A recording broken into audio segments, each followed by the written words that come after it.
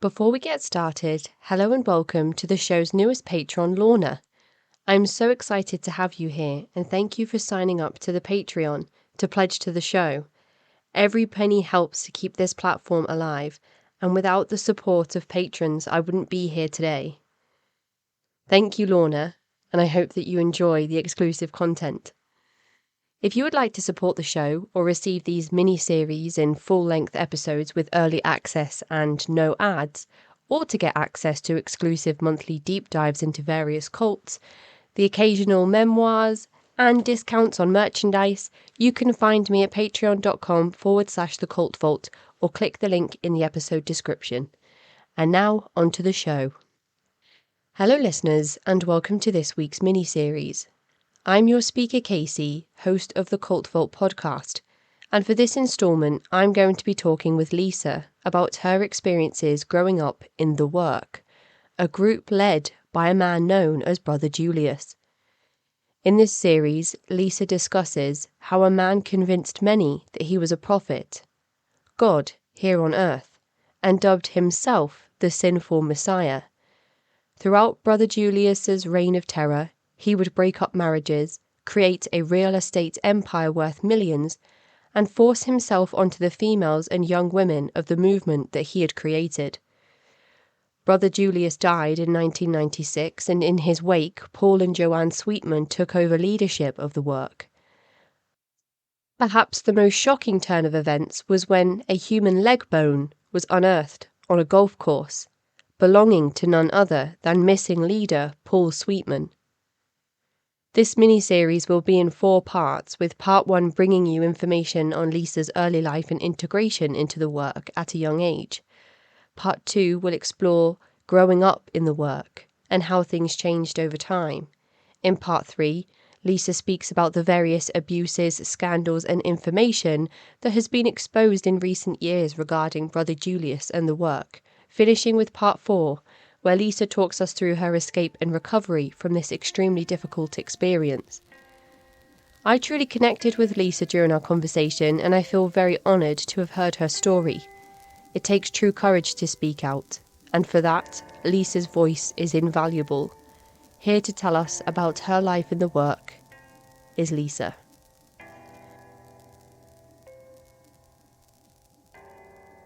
So hello Lisa, and welcome to the show. Thank you so much for joining me here today to talk about a group that we have not discussed yet on the show, and something that I honestly really don't know much about. So this is going to be a huge education for me today, and hopefully for the listeners as well. I appreciate your willingness to talk about this difficult subject after our discussion about how much all of this still impacts you in your life. Would you like to start by introducing yourself to the listeners? Hi, Casey, and thank you so much for having me. It's a pleasure and an honor to be on your podcast. My name is Lisa, and I live in New York, and I'm very vocal and public about my experiences being raised in this cult and everything that happened after I left. Is New York somewhere that you've moved to recently, or a place you've moved back to, or is it a big part of your whole life? No, I was born and raised in Boston, but when my mother joined the cult, we did move to Connecticut. Shouldn't say, well, I was born in Boston. I was raised more in Connecticut, and then I moved to New York in 1996. So from what you said there, we can go on to assume that this isn't a group you were born into, but one that you and your family joined when you were a child. Yes, I was 5. And what is the name of the group that we're going to be discussing today? It was referred to as the work, which was sort of short for the work of God, but it was just referred to as the work. And if you were to give us a brief summary or overview of this movement, sort of like a 5-line wiki kind of thing, what would that look like? It would look like there was a man who led a group of people, and he came to declare himself God returned, and that his mission and his message in returning was to end the world, to bring about the end of the world because of sin against God. So he started as a teacher and a prophet, and as he got more, converts and realized how many people were willing to do anything he asked, he sort of, went large and said, I'm God, and how much will you do for me? That's when it started getting scary, when I started realizing that people, really thought he was God, and that was what I was raised to believe. Sorry, it's more than wiki there, but yeah, his message was he was going to end the world, and that we were his special chosen angels to help him bring this about. That we weren't just normal humans. What's the name of this individual? Brother Julius, he went by Julius Shack now, but we had to call him the Lord. It's interesting that he has decided to make himself the person that will bring in the end times, because usually with apocalyptic cults, it's that there's a doomsday prophecy and that the group will be saved. So it's really kind of like a unique caveat, I suppose, that Brother Julius has been told or identified or come up with, or whatever people choose to believe about Brother Julius. Well, that was the fear tactic that was used, was that, we were to be instrumental in bringing about the end of the world if we sort of stayed in his army. But if we, deviated or left this quote fellowship, we would be among those destroyed by God's wrath and vengeance. And, the entire cult, if I had to say it in one sentence, was just very fear based, you know, ruled by terror and fear. And, God was an angry God, and a lot of fire and brimstone. It was not a gentle message. It was all, based out of revelations, although he used the scriptures, but twisted them for his own agenda. So Brother Julius bases his teachings on the Christian Bible. For the most part, yes. But there's also a book called the Urantia. And as I found out later, he was even mixing in elements of science fiction. He kind of made a real amalgam of belief systems that became palatable for some reason, which of course, as a child, I didn't understand. But then as I became adult in the cult, it's not that it made sense to me. It's just that it was my whole world. It was all I knew. And you were just taught to not question. It wasn't even like a possibility to question. You did as you were told, and you were a chosen follower, a disciple. And it didn't get that extreme. It wasn't that extreme in the beginning. He did just seem like a Bible teacher. He called himself a prophet. There's a book by a journalist called Joseph L. Flatley that's called New Age Grifter, Gabriel of Urantia. And that's really interesting because I'm not sure that they're based on the same person. But he talks about, well, the cult leader talks about having a cosmic family. So does that sound like something that is familiar to the teachings that you were a part of? No, I'm not familiar with that. I just know that there were occasions, and he would talk about things like, there's other worlds and planets that haven't been discovered, things of that nature. Not that we were going to go into space or anything, but he would just expand any knowledge that a human would have, and put this spin on it that, like, you don't really know anything and I know everything. And we were just receptive little sponges and very scared all the time. And well, I can only speak for myself. There were some that were very chuff about it because they were the upper echelon and sort of more chosen than us baggage keepers. He was very into putting us into categories to keep us in line and to humiliate and to get us to sort of climb up the ranks. What period in history did Brother Julius start this movement? And at what point did you, in the group's timeline, did you and your family join? Well, my mother met him in 1971 when I was 5, and it was because she had a friend.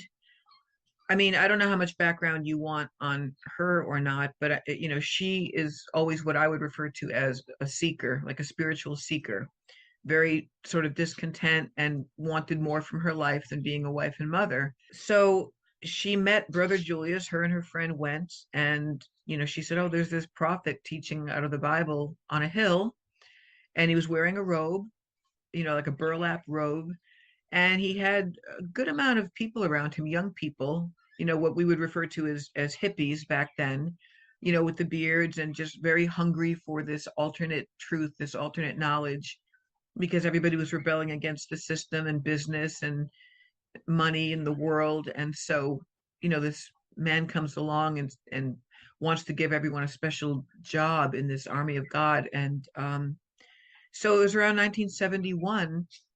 And very soon after she met him, she decided to uproot us as a family, myself, my father, my brother. and we moved to Wallingford, Connecticut, and we didn't even have a place to live yet. My father didn't even have a job, so that she could follow him in Connecticut. I'm sorry, I'm ahead of myself. How far is Boston to Connecticut in a car, for example? About 3 hours. So it's not too much of a geographical distance, but of course, for you as a child, it's uprooting your whole life, your friends, your school, and everything you're familiar with. Yes. It's like, one day I'm a child with a dog in a little suburban ranch on a street, going to kindergarten. And the next thing you know, there's arguments between my father and mother, which I didn't understand what any of it was about, but that we were going to be moving. Soon thereafter, my mother decided to, just bring us into it, although my father never joined. And that was always a huge bone of contention and a real stick in the spokes of the wheel of their marriage. And it's very, very sad actually, because he died when I was 13. He was only 38. And, the atmosphere of life around that event was definitely very steeped in the cult and my mother's beliefs and what was forced upon me to believe, because organically I have no idea. I have no template of normalcy. So what I believed was just, when you're a child, you trust adults, you trust your parents. They could tell you the sky is polka dotted every day. And even if you're looking at it, well, I guess everyone else sees that it's blue, but it's not.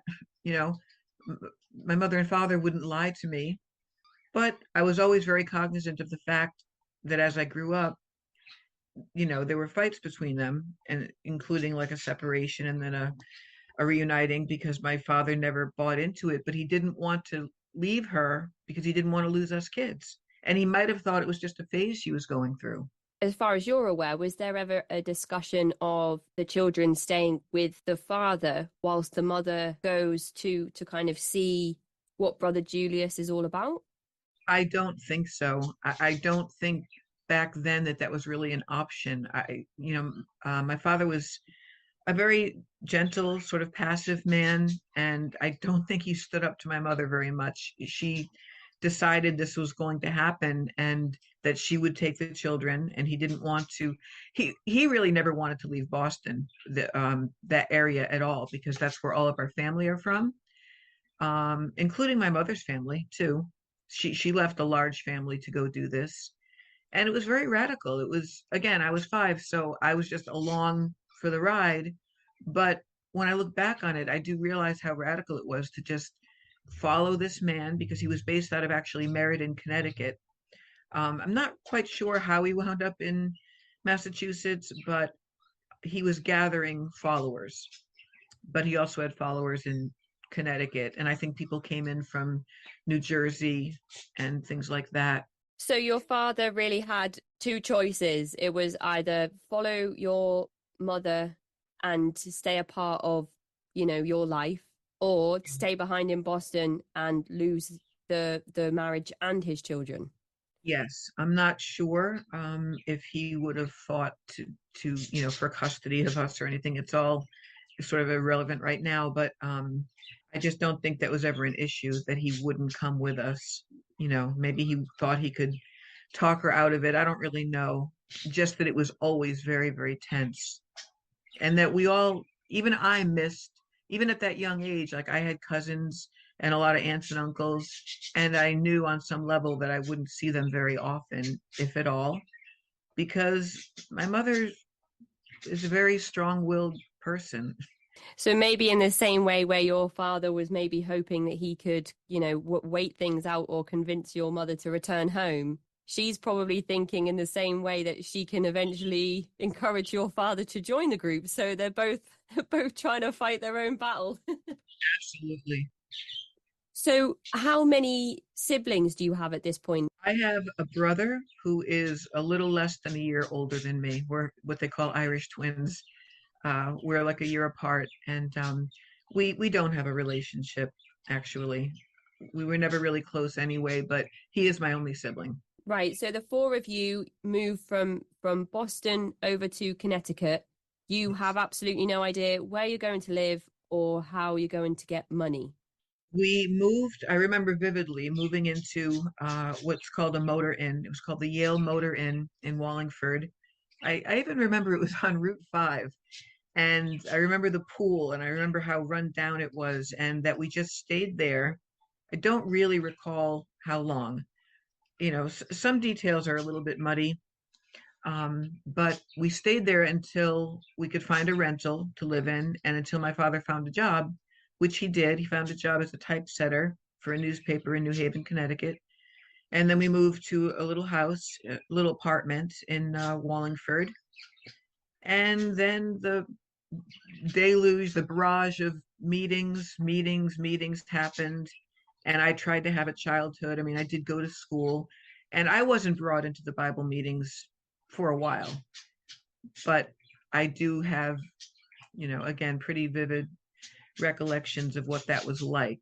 It's the way my memoir begins, actually. I'm really excited to learn more about your memoir as well, and what we can expect from that. It's my understanding that you're 14 pages in at the moment. Yes. Which isn't a lot, I realize. Maybe according to word count, it actually would seem like more, but I'm trying to flesh it out. I'm trying to really, not hold back on the details.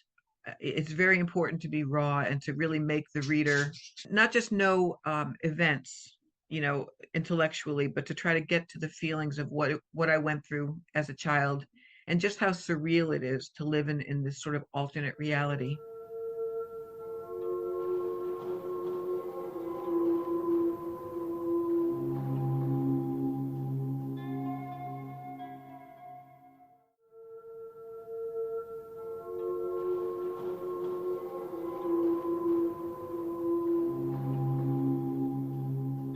So at this point where you are at the motel, and when you described it, I don't know if you've watched Ozark on Netflix, but that's kind of what I was picturing. There's like a motel there with a small pool, and that's kind of It was it was just dingy. The word that comes to mind is just dingy. And my brother and I would like to swim in the pool because that's what kids like to do. But I just do recall that it was dirty and very just depressing. Because again, I went from a suburban. I mean, we weren't in Boston proper. We were in a little suburb like outside of it. I just say Boston because that is where I was born, but the town was called Hanover, if that's relevant. Um, but it was like a nice little town. And I remember the woods at the end of the street. I remember riding my bicycle to the candy store. I remember exactly where my school was. I think I was in kindergarten, possibly first grade. Yes, it was first grade because in Wallingford I started school in the second grade. and at this stage, it's not an intentional community. There isn't a group of people all living together, but there is an established place where all of these Bible meetings take place. Yeah, the cult was never a commune. Everyone had their separate homes, but there were two or three different places where meetings would be held. And my mother would always go, and I remember the tension at home because we would sort of test the emotional temperature of things when she would get home and, her mood being based on what the meeting was like, if it was, intense or heavy, those are buzzwords, or more uplifting and oh, we're doing good and we're so yeah, those were held in rented halls, the Bible meetings. And they were always led by Brother Julius. Yes. And it's also important to note that in Meriden, which is the next town next to Wallingford, he had a music and publishing company called Tamco, where most people worked. Right, okay. This is kind of feeling a lot like the Source family, which I covered last month in terms of the decade and the music and how everybody worked at the Source restaurant, There were a lot of cult-owned companies actually that we all worked at. all owned by the same person. Yes, owned by Julius and his sort of hench person who was a businessman. It started with Tamco, and then there was a construction company, a real estate company, aluminum siding, solar panels. There was hot dog restaurants.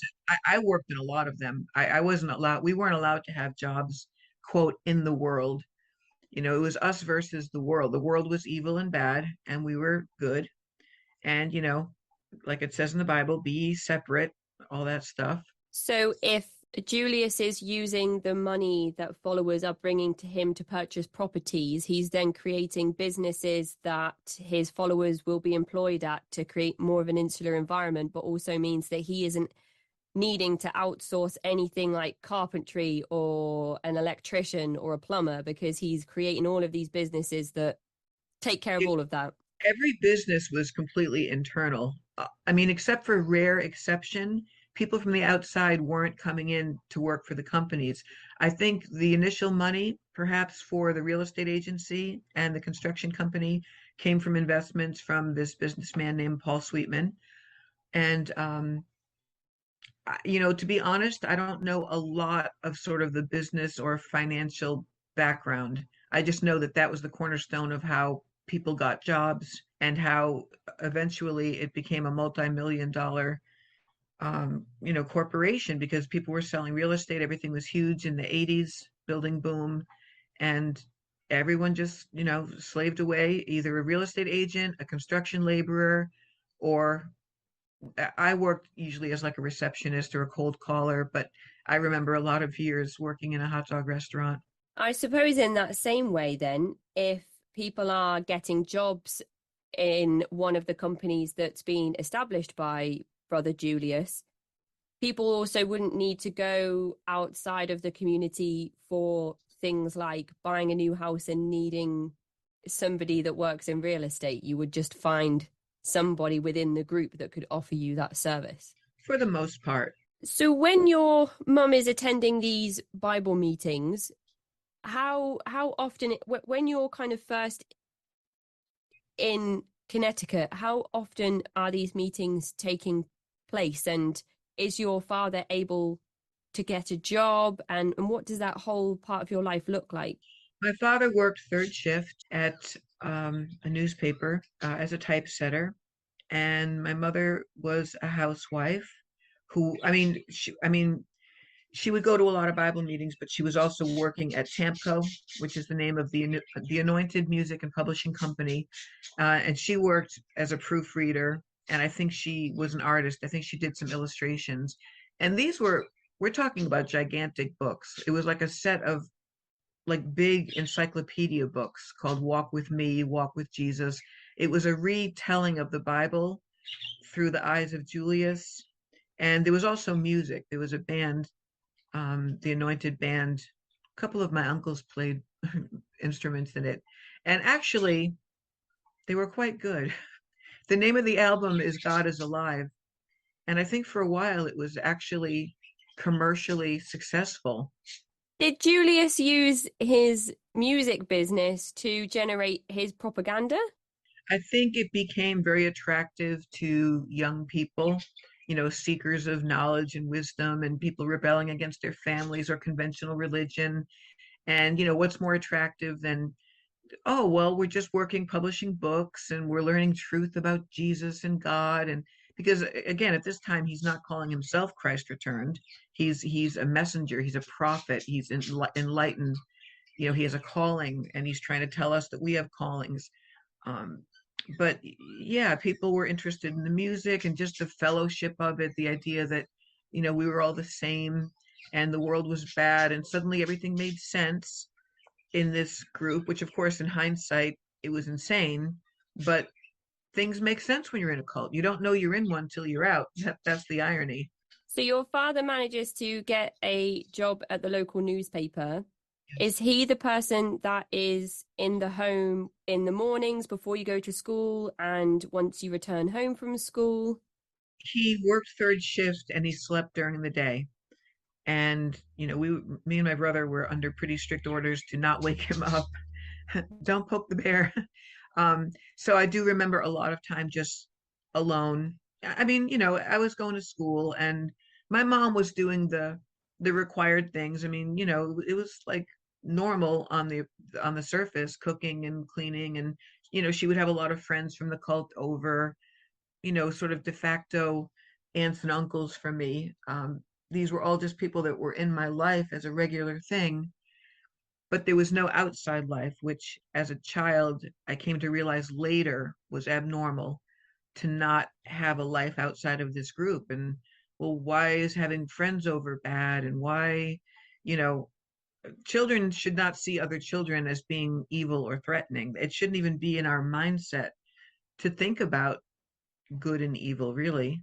And I do remember when I would sometimes sneak people in, um, being very embarrassed because my mother had so many photos and pictures of Julius around the house. And people would say, well, who's that? Oh, well, that's, our preacher, our teacher. I played outside a lot. Trust me. I played outside in the yard with my little stuffed animals, my little plastic figurines. And I was a very dreamy, sort of imaginative kid. I read books like crazy, and I just would always try to escape. I would escape something I didn't really know I was escaping, just that I always felt very scared, very sad, very estranged from normalcy. Just didn't really have much of a relationship with my mother. I'm sad to say, I'm regretful to say, she's still alive and everything. But that ship has sailed. I mean, that severance, that severing has occurred, and we are estranged.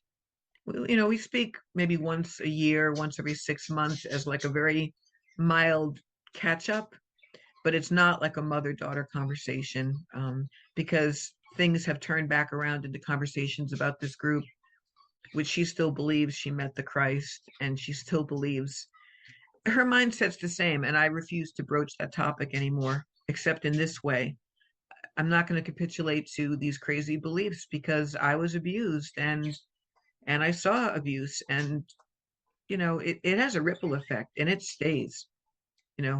I live a pretty normal life right now, but it really stays. They say it changes your hippocampus and your amygdala when you're a child, when you get barraged with these strange messages. And I mean, it gets weirder, trust me. As we go on with this, you'll realize it, as we were systematically stripped of our identity, what that felt like. But as an adult, you're able to set firm boundaries around the type of communication that you're willing to have in order to protect yourself. I'm getting much better at it. When I know she's calling me, I usually let it go to voicemail, and then I decide if I'm going to text back or call back. Sometimes I do, often I don't, because I don't see the point in it. She's never met my grandchildren, and she won't, and she never had a relationship with my children, and they have no desire for that. They're adults now. And not to sound cruel, but that ship has sailed. She was not there as a mother or grandmother in those years at all. Her allegiance and her devotion was to brother Julius, period, end of. And not to my father. There was no emotional loyalty to him. I just don't recall seeing any affection. And he wanted to. He tried so hard to stick it out. And I'll never forget when she kicked him out of the house, and I would walk home from school and visit him in like the boarding house, like a single man's boarding house, and just how sad I felt and how he felt. And he was in this sad little room with like a nightstand with a Bible on it. And he would say, tell your mom I want to come home, or tell your mom I'm reading the Bible. He was a very sweet, gentle man who I miss every day. I'm much more like him, I think, in temperament. And you know, I have very good memories of him. I remember, the music he would play so loud that it would be blaring out the windows when I'd walk home from school. He was a very generous person. He was very funny. He was always laughing. He had a lot of friends at work. He lived a very separate life within the structure of the marriage from my mother. I just remember that chasm, that separation, not realizing again till later that that's not really normal. Oh, I'm sorry that you lost your father at such a young age. He sounded like a really great man who had a positive influence on your life when everything else was a bit of a struggle. Yeah, when he died, it was like the last shred of normalcy that kind of, I feel like it cut the string of this kite that just kind of flew off into this strange world that I became more and more involved in against my will. Even the circumstances around his death were very steeped in, let's just say, I wasn't allowed to grieve normally. There was no period of normal grieving. The attitude was like, well, he was not a believer. He hardened his heart against God. That's why he had a heart attack. And so God punished him. And I remember one time hearing he's in hell where he belongs. Oh, And I was 13. So that's one of the pivotal moments of my life that I, process a lot. I miss him. So, I was pretty close to him as a 13-year-old. He did more things with my brother, little league and bowling and things like that, paper routes, and but he was very sweet with me, and we had some good talks, and he was just always very gentle. My mother was the yeller, and my dad was always trying to pacify her. I just remember his low, sort of deep voice always just saying, like, calm down, settle down, quiet down, you're gonna scare the kids. And or sometimes we'd be at the dinner table and my mother would be in another room and we would hear her like shaking in the spirit, as they call it, and like the ceiling would vibrate. And I remember my father looking up and saying to me, well, your mom's just doing her thing. Carry on. Keep eating. Yeah, like he was always trying to smooth the waters, which were so turbulent all the time. I didn't understand why inside of me I was always nervous. We were taught to fear this man, you know, that something bad was going to happen if you didn't fall into line. so after the passing of your father, you're really funneled into the activities that your mother has been taking part in for the last sort of 8 or so years at that point. I don't recall the exact age I was when I started being allowed to go to meetings. It was a very big deal when you were an adolescent to be allowed into the meetings. And you were given, it's hard to explain, you were given what was known as a word or a quality of God. You weren't allowed to use your regular name anymore. And but it was like a happy thing. It was like an exciting thing. This happened, I think I was around 12. So it was before my father died. And I remember coming home from a meeting one time and saying to him very excitedly, I got a word, I got a word, and realizing that his face fell and he didn't care. And, you know, yeah, we weren't allowed to use our names because he was starting to really amp up the stripping of our individuality and, you know, autonomous thought. So it was Brother Julius that would assign new names to each follower or disciple or congregant, or I don't know what name he would have given you. Sheep. We were called followers. Yeah, followers. So Brother Julius would assign a new name to each follower when they became of age or in his eyes eligible to be included in the the inner workings of things. He would assign new names to, the adults and the children. And then, of course, any new babies born into the group were definitely named by him, including my daughter, but I'm ahead of myself. We wore robes to meetings. We had to make our own robes. We got to a point we weren't even wearing street clothes. We had these placards around our neck that looked like a Star of David with a heart in it and then a cross in the middle of that. And, we were all sort of proud of being individual in this way and standing out. And it was like a good thing to be different. And, oh, it's going to be a good thing when you're all persecuted for my sake. And, be different and stand out from the crowd. And he wanted people to question us. He wanted us to bring in new followers by opening up these conversations with people about why we have a bumper sticker on our car that says God exists, he's a man, and you better stop sinning. And changing your license plate on your car to include like your quality. And by that I mean, like, mine was abundance, and then he changed it. Well, he added to it to use the word affection. And then he did something strange with the grammar of that, and it was like abundant affection, abundantly affectionate, affectioningness. That's what it was.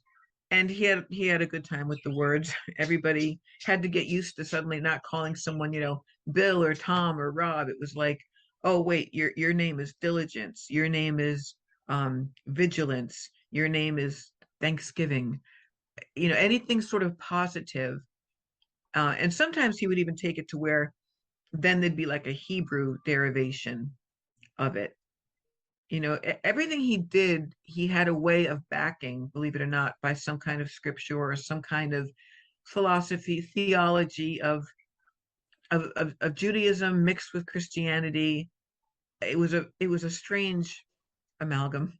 And the robes that you would all make, I've got a picture here of these sort of the heart-shaped shields and swords that people would wield with the Star of David with the cross in the middle. So I guess if you were to look from the outside in, you'd be able to identify what sorts of aspects were in the belief system, at least, because the two biggest pieces of iconography from those two major religions are evidently right there on the chest. I think with any idea of wearing a uniform is to promote obviously uniformity and no more individualism, and it puts you in a mindset of you're part of a group, you're part of um you know and I don't know what the blue band on the bottom signified. I do remember trying to learn to sew and make my own white robe with a blue border, and then how excited I was to get my own wooden, whatever you want to call it, a plaque, a necklace, a pendant. And again, being too young to even know what it really meant, but just knowing that it was important to be a part of this and to please my mother and to just, go along. You're just kind of swept along this strange river. Does your education continue as normal as possible for you during these years after your father passes away, or does it really suffer in place of attending more of these Bible meetings and increasing your presence within the work? Education was something that was tolerated as far as, like we weren't regular humans. I mean, that was the thought process within the cult. But of course, the kids, legally, we have to go to school. The main priority was going to the meetings, but I did go to school. My father died when I was in the seventh grade, but I remember going to middle school and junior high school and high school. But feeling lonely, isolated, different, weird, not having friends hardly at all, and knowing that I wasn't being encouraged to pursue an education or a job. Or how you ask a child, what do you want to be when you grow up? You know, my answer would be, well, to bring about the end of the world. Not, I want to be a teacher or a doctor or a veterinarian. In my case, I wanted to be a writer. I knew that from a very young age. And I did make it up to, the 11th grade and the 12th grade. And I wanted to graduate and go to college, but I was forbidden to. And basically, I was kind of forced to drop out of high school, which is one of the biggest regrets of my life. One of the biggest things I'm sad about, because I really wanted to go to college. I wanted to be a journalist. I wanted to do something to do with words and writing. And, Julius, I remember meeting with him at this big, long wooden table and him banging his hand down, like on the table at me, you'll write for God, he would bellow. You're not going to go to college. I know what college girls do. And then he used a slew of profanities. And, I was, quote, pure at that time. There was nothing going on. I mean, we weren't encouraged to date. You had to date within the work, and you had to marry within the work, and Julius had to approve everything you did. My marriage was pretty much arranged, and my first child is a product of that. That is the end of part 1 of this mini-series. If you would like to get weekly episodes in full length, early access and ad-free, you can sign up at patreon.com/The Cult Vault. In part 2, Lisa explores her life growing up in the work, with part 3 looking at various abuses and scandals within the movement, and part 4 exploring Lisa's escape and recovery from the work. If you'd like to get in touch with me, you can find me at cultvaultpodcast@gmail.com or follow me on Twitter and Instagram at cultvaultpod. I'm your speaker Casey, host of the Cult Vault podcast.